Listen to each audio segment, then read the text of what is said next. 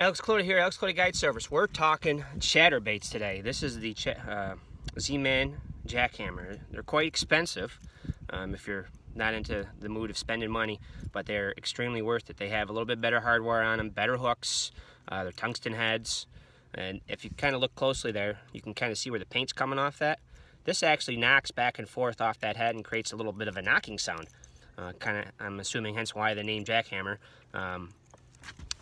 Right now there's a lot of bait fish moving around, a lot of things schooling up. If you're looking for a different action other than a spinnerbait, a crankbait, a jerkbait, this is kind of the all-around go-to. This happens to be a Yamamoto swim bait that I have on here. It has a real nice fat action to it. It gives a little bit of bulk, makes it sink a little slower, but you can do what you want with these things.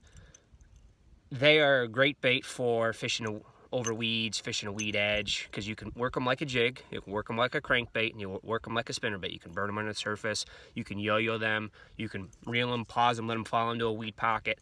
And I fish mine on 20-pound Vicious Fluorocarbon Elite, real strong line. The reason why I do that is so that when it goes into a weed hole, I can rip it out real hard and shake any weeds off it, because this blade vibrates so vigorously. If it has weeds on it, it'll cut right through them and come right off, and you don't actually have to destroy a cast. Fishing it on a Lew's custom speed stick, heavy action, 7 foot. You want that backbone to get that thing out of there and rip it out of there good and hard.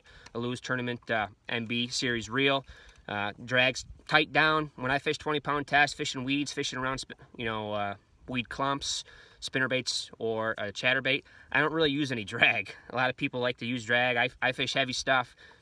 You know, fishing tournaments, money's on the line. You want to get that fish in the boat. You know, I'm not really out here to have a lot of fun and play with them too much.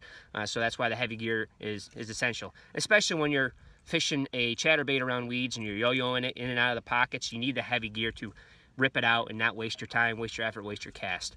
Alex Cloda, Alex Cloda Guide Service. Look me up on Facebook and Instagram.